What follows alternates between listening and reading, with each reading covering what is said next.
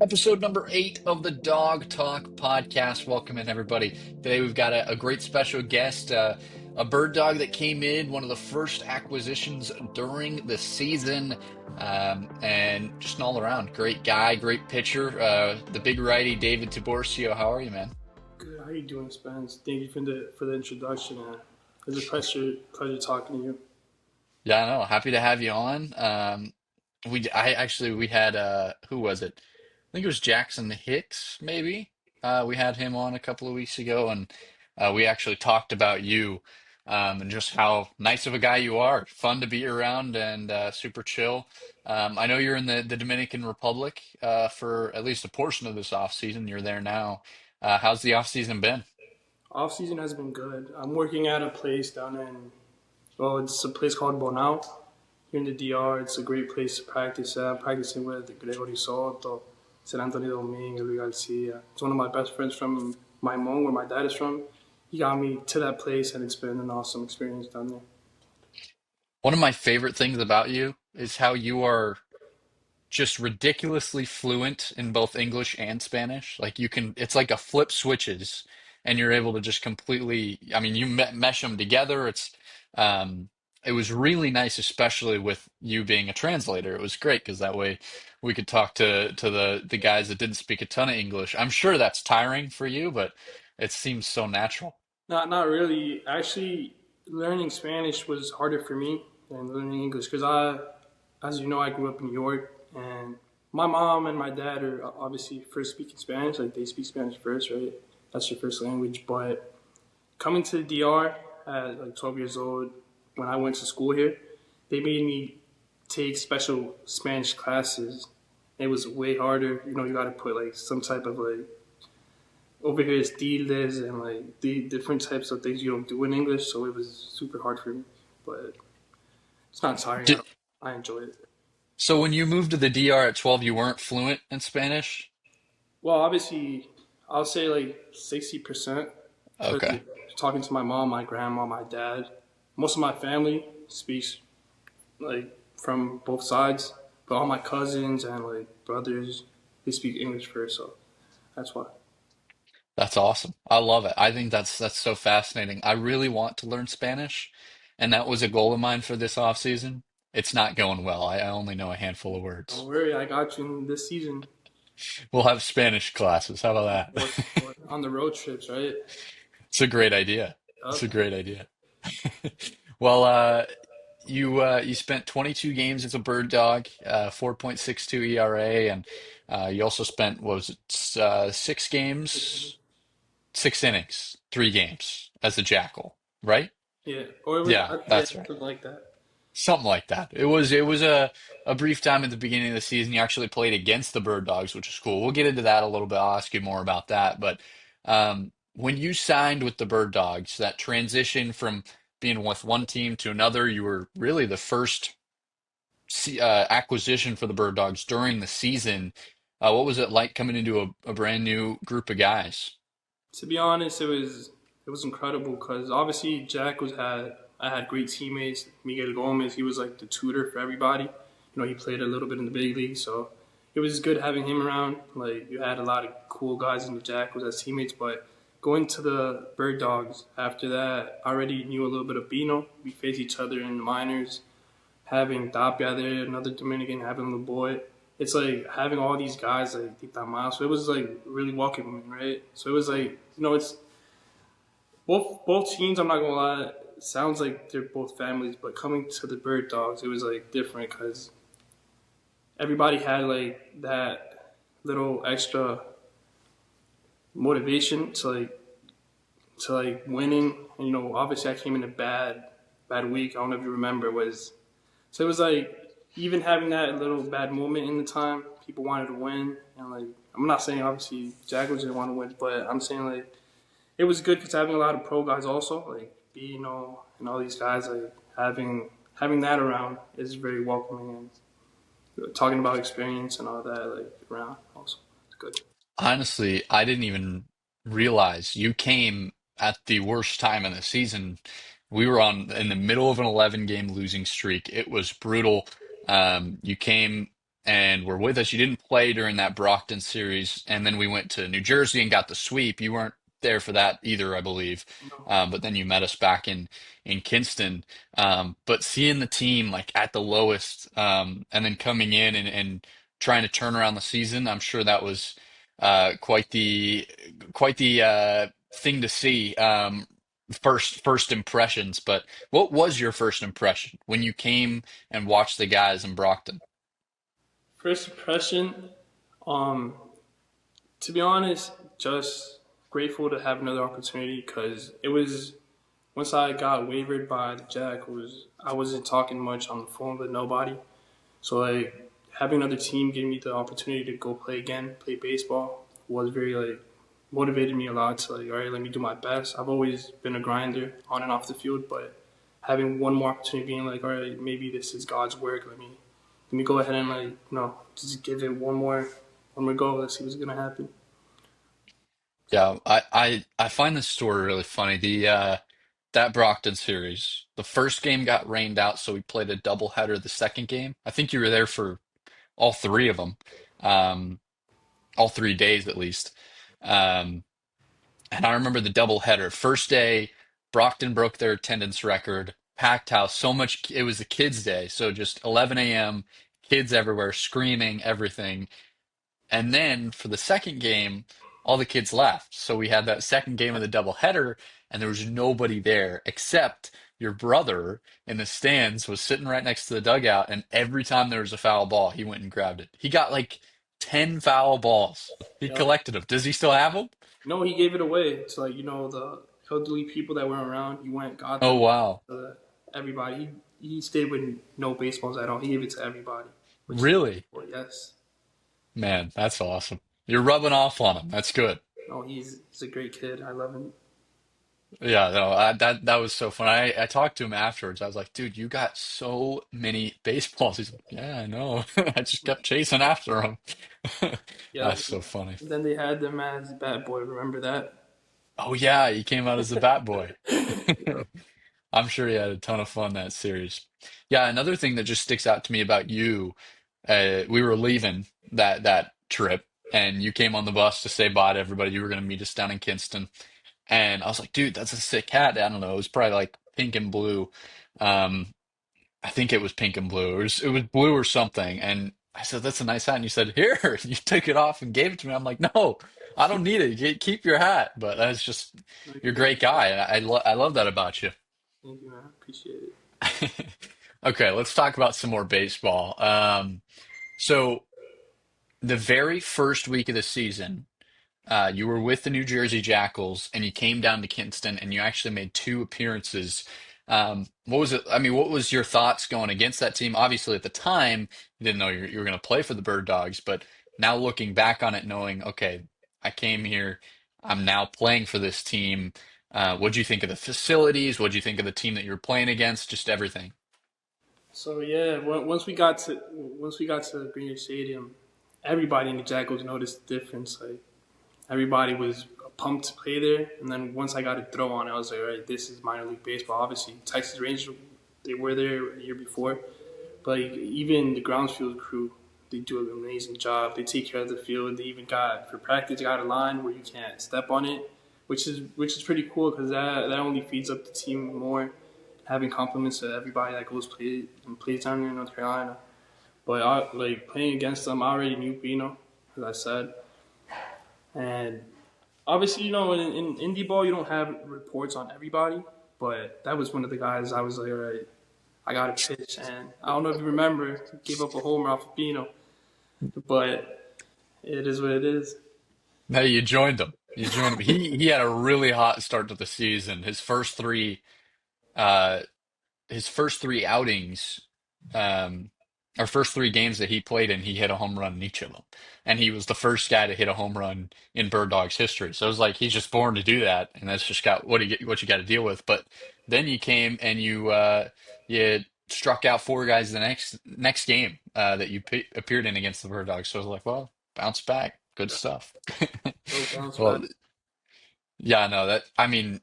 I hear it from everybody, and I see it too, going around to different teams, how good this field is, how great our grounds crew does. And it's just such a nice and great field to be around. Plus, I mean, just the history of the stadium, been around since 1949. So much history, so much fun. Do you remember anything about those your time in Kinston with the Jackals when you were playing against them that really stuck out to you? I mean, I had family go see me down there. Oh, nice. Yeah, my girlfriend lives in Charlotte, North Carolina, and her mom went.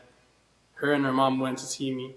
They only saw the first game though, which was the rough one. But I mean, having them around, and it was actually I haven't had my family see me as much play, but she's always been there seeing games, so it's a special moment every time she goes to the field.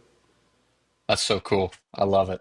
Um, So fast forward a little bit, you ended up getting released by the Jackals, picked up by the Bird Dogs. We mentioned the beginning of you being picked up, and then you kind of found your stride with the Bird Dogs, but you played so many roles in the bullpen.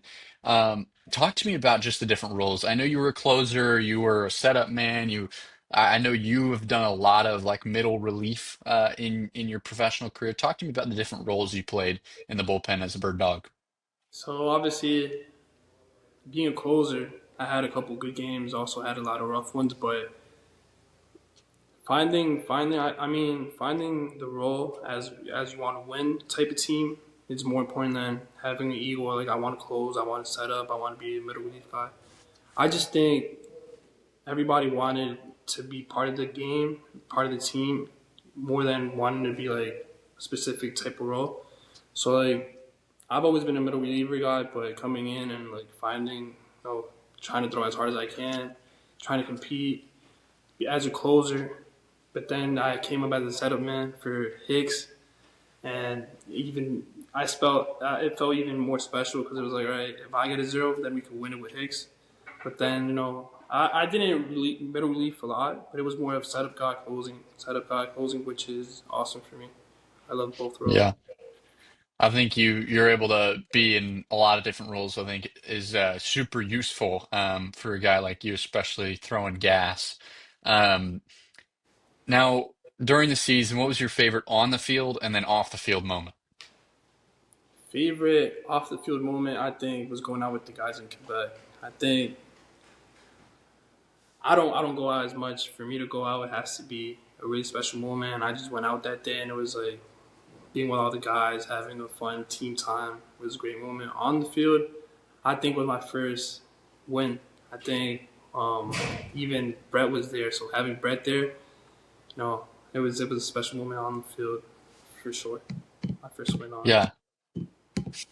Yeah, I mean, I think and that's a very common answer for off the field is just Quebec. Quebec has just been that's the place to be. I mean, everybody loved that place. Playing even on the field, that was one of everyone's favorite stadium to play in. Was that your favorite place to play against? Favorite place to play? Um, I gotta say Washington. Just Really? yeah, just because there was a little bit of heat, even though we were out, but having Jackson on the bullpen and like him wanting to win so bad, having Luke Truman, having OB, like all the bullpen guys, they were just like wanted to eat. Even though we only won a game, but I mean it was fun to have the energy around. I think that was one of my favorite places. But obviously Quebec has to be one or two. It's one of those two. But Quebec, the atmosphere, having fans at 4 p.m. when the game's at 7, it's a special moment for sure. Playing versus good, a whole 1 through 9 team. It's a, it's a good place to play at. I get the Quebec answer, and I hear it all the time. Glad you said something else as well, because there's only so many times that we can talk about the same same team. But Washington was such a fun trip. I mean, final series of the season, Jackson was a great story, especially getting the save on the final game of the season to get the win against his former team, and then Washington, playing for that the division title.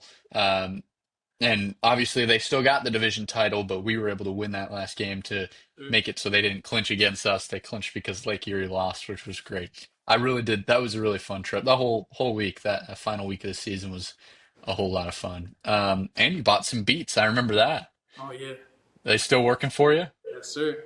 They're still strong.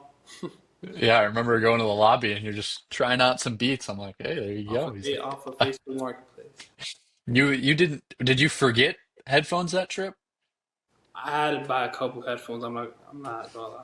I just left them on the bus every time because you're always sleeping. Then you just get Mm. to Kingston, and then I just had to get a ride every time. So it was a fast thing, and I just left. I remember I bought some brand new pair of Beats, the earbuds, Hmm. that left them on the bus, and had to buy another pair. But that's not gonna happen this year. I can promise you that. No, I felt that at the end of the season. that's brutal, brutal. Um, so let's talk about kind of your upbringing. Growing up in New York and then moving to the DR when you were 12 and really pursuing baseball from a really young age. What was it like growing up in the States and then moving over to the DR? A big difference. I think the main difference obviously is having baseball the whole year, and then the competition years. You go to a regular field, you probably see what. As I said, I practice with people that you usually see on TV, right? So it's like that's a special moment. And then as soon as I came here to the DR, one of the things a lot of Dominican players do is they only study on Saturdays. That was a no for me, for my dad and my mom. So I was like, I still went to a good school, finished my studies and everything. I think that's one of the reasons why I signed a little bit later, even though I wasn't as good as a third baseman. But one of the things that my mom and dad was always on me was study. But that's one of the biggest difference having baseball the whole year, the weather, and that the way you could become a better baseball player here, you could practice the whole year, which is the biggest difference. So you were a third baseman That's right. for a long time. Um, and you see a lot of guys in the DR get picked up at 16. That's really the main age. I feel like I saw something where if you don't get signed at 16, the chances of you getting picked up like significantly go down. So, Um, but you got signed at 18, and it was a transition from third baseman to a pitcher that caught the eyes of the Dodgers, and they snagged you. What was that process like, switching to a different position and then getting some eyes on you? it's a funny story because it wasn't actually the Dodgers that made me a pitcher. It was the Rockies, which they saw me grabbing grounders at third baseman. The only thing that stood out was the arm because I didn't really hit hard, so they put me on the mound. First time I touched the mound was like 88 right away without no mechanics, nothing. I was in academy, so you know how it works here, right? So like different academies and all that. They ended up releasing me from the academy, so I just stayed as a pitcher, and I signed literally in a small place where there's only pitchers, but it's a place where you only could throw baseball. You can't hit, you can't do nothing.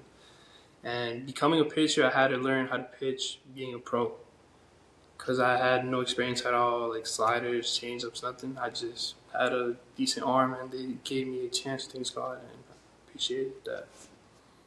That's awesome. I love that. I'm a Rockies fan, so knowing that the Rockies made you a pitcher, so that makes it a little bit sweeter for me. I like you a little bit more now. Um, so yeah, you became a pitcher. What was it like when the Dodgers reached out to you and picked you up at 18? Special moment because they ended up offering me to sign and everything. Obviously, think I accepted it, but after that, 2 days after, COVID lockdown. So it was actually perfect timing, and I always think about what if I would have said yes. Let's say I would have thought about let me go see if I could get something else or something. Probably never would have been nowhere near where I'm at today. That's crazy. Big Two story. days before. Wild. 2 days. Wild. What were you a good hitter like when you played at third base? No? No. I feel like you hit bombs though. No? Now because my obviously I got taller and a little bit stronger, but I was not like that as a third baseman. I'll see if I can send you a picture after the and you can compare it. It was bad. It was bad. What kind of hitter were you? You've never seen it before. Third baseman contact hitter. You've never seen that before. That's awesome. Never, Yeah, the never. Rockies are like, "Oh, Yeah, let's get you thrown." Luis Arraez hits way harder than what I used to hit. That's a good comparison right there. That's awesome. Singles machine. I figured it hit bombs. Maybe now. No, no way, no way, No? no. I think you could hit some bombs. Let's see. We'll see a pitcher's BP this year, maybe. Hopefully, I was waiting for that the whole year. I was literally, I was literally waiting for that moment the whole year. It never happened. I want Maybe we could get that worked out. it. Um, let's do some trivia. Cool. Let's see what you got here. It's all Bird Dogs related. I've done some with League related stuff, but this is all Bird Dogs, and um, two questions are really just about you. So, first question, second appearance of the season when you struck out four Bird Dogs batters. Can you name two of the batters you struck out? I won't make you name all four unless you can. How So about two? it was Dita Maso. I'm sorry, Dito. It was Tapia. It was Uh-huh. Ali Lopred. I don't, I know Jalen Smith. It wasn't him. He hit 4 hits off of me every time. But I'm thinking about the other one. I think it was Masterman. Yeah. Dang, you got all four. I underestimated you. I was like, let's make it easy. Two out of four is good. That's good. That's a great memory. Okay, next question. You were awarded two wins for the season, both as a bird dog. Who were those against? Mm, that's a good one. Uh, that's a hard one. Let me see. I know I lost one versus Troy Revere, but I'm trying to think. Boulders, I think. No, no, Boulders wasn't. Let me see. I don't know. Oh, I got one. No, no, it wasn't a win, but no, I don't know. I don't know. I don't remember. I'll give you a hint. You've said them both Really? in the past minute. Oh, well, so it was Troy and Boulders then. Yeah, you got wins against both of them. See, I had it in mind, but I wasn't You sure. trust your gut. Trust your gut. You had them both. That's funny. Okay, final question. Who did we play on the 4th of July?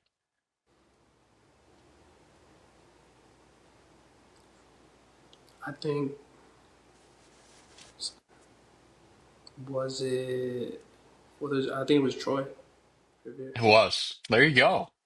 That's not bad. I'll give you I'll give you two and a half. Okay, sounds Two good. and a half out of three. I'll give you the half point because you said both of them. You didn't say any other teams. So that'll work. So who's Uh, winning now? I completely lost track. No one's got them all three with no hints. Oh, I was so. So you're tied there. You're tied. All you had to do was trust your gut, and you would have gone home with this wonderful prize stapler in my office. I got to come up with a better prize probably, but stapler will do. Oh, if that works, so that's like nobody else has a stapler. See, so if you That's win, true. nobody has it. Name another baseball player with a stapler. You can't. You can't. You Nobody's can't. got one. Nobody That's a great point. nobody can say nothing whenever you bring it up in a conversation. Nobody. A lot of returners from this season coming back. You've seen the social media posts. Who are you excited to see come back? Everybody. I'm excited to go play baseball and win. I This year, like I it. think everybody's hungry. You already got a taste of the fans, the stadium, and obviously competition because you've seen a couple guys that got signed around. So this is gonna be it's gonna be a good year for everybody, I think. And I'm just excited to go play baseball.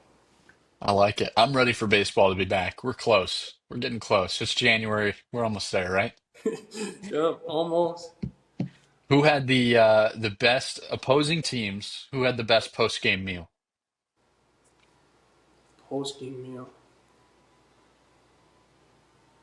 That's a hard one because obviously when I was with the Jaguars, sometimes we got pizza.